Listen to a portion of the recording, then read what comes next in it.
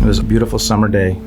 Lauren had come up to me in the afternoon and said, I'm picking up a shift at work tonight. I'm going to head out. And it was a typical see you later. She's 17. She's, runs out the door. And I think it was about 9 o'clock. The phone rings. It's a police officer saying that Lauren has been involved in a car accident. And when we get there, they wouldn't let me see her, but they told me she was there and that we needed to head to South Bend. And we were met by a chaplain, which took my breath away. I mean, I know why you're going to be seeing a chaplain in a hospital. We were pretty scared and just kept praying and praying. I remember getting the phone call from Mike. He told me Lauren was in a horrible car accident, and I was just in a state of shock because I knew their lives were forever changed. She was in a coma for 3.5 weeks. She started coming out of the coma, and she was then in what they call a vegetative state. And then at the end of that next month, they're like, we've done all we can do. You have to find a place for her. And so we're just going to take her home. They said, oh, you can't take her home. She needs round-the-clock nursing care. I was not putting my 17-year-old daughter in a nursing home. I mean, that's really the only option that there was. So we took it upon us to take her home. We brought her home in October, and in December, it's when there was a spark. A friend was over and kept talking to Lauren. And almost pestering, I think. Pestering. I think that's why it ended up being the way it was. Laughing and joking and said to Lauren, hey, give me a high five. She picked her arm up a little bit. We were amongst friends and family, and they were just as excited as we were to see something from her. Right. So we knew she was in there after all this. It was a long, long haul. Took some time for things to kick in, and we just kept saying everything in baby steps. Took her to a lot of therapy. So she has been doing physical therapy, occupational therapy, speech therapy for the last 12 years. But as we get older, we started to think about what's going to happen for Lauren in her future. We wanted Lauren to have an independent life. I know one of the things that has haunted them is, what are we going to do? Where's Lauren going to live when we can no longer take care of her? And Lauren, at the same time, she was making comments that she was ready to get on her own.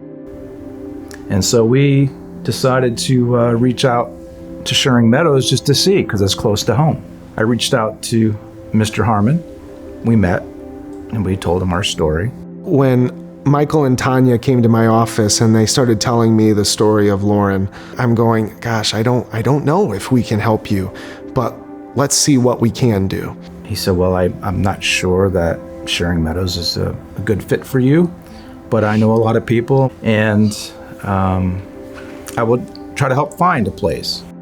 When Father Blaney first started the foundation, he always wanted to be that man that whenever he saw a need, he would find a solution. And at Share, we have a commitment to people with intellectual disabilities. And if we can't help them, we try to find our resources and use our resources in order to find something for them. And I told Bill that day that I feel that God brought us together for a reason. Even though he's just told us no, I said, I feel a yes somewhere. And so I call, I email, I have lunch with folks, and they consistently said, without asking anything about Lauren, I'm sorry, we don't help people with traumatic brain injuries. People with traumatic brain injuries don't receive some of the funding that maybe some of our other friends would receive. And so it all came down to funding.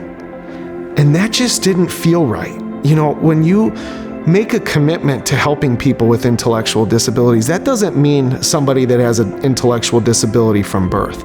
That means people of all ages.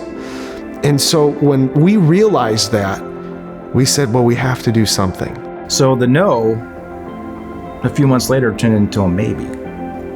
But that was going to be a long term. That was still years out. And then, I kid you not, out of the clear blue sky, I get a phone call from an anonymous donor. And he's asking me, how much money would you need in order to provide this home that you've been talking about for Lauren? I said, probably about $300,000.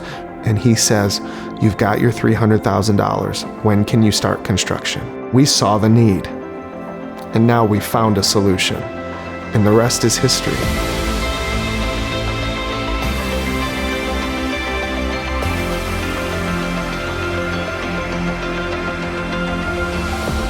Thank God. And Thank Father Blaney for having the vision that this needed to happen. It's going to be a whole new chapter. It really will be. Mike and Tanya are just they're just some of the greatest people I know. And along comes Sharing Meadows to change their lives, to give Lauren her dream of living as independently as possible. It's just an incredible gift. We're excited for it. Excited that she's going to start a new life, an independent life with a purpose. And then we get to have a life. And I think for Mike and Tanya to be able to really devote the time and energy to each other that they haven't been able to, I give them so much credit for making it through this. And I think there's an incredible amount of opportunity here. This is going to be a whole new chapter for Sharing Meadows. The word is going to get out very quickly that a place like this exists. And as we celebrate here this year, 30 years of our residential homes, and you look and you see 16 homes now with Lauren's, you sit here and you think to yourself, but they have 200 acres. What if in 5 years, 16 homes can be 25 homes?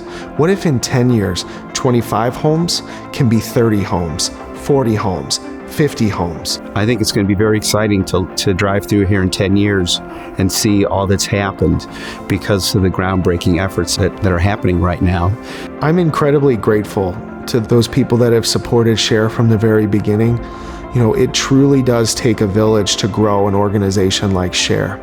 What started with Father Blaney and was his vision blossomed into thousands of people following us.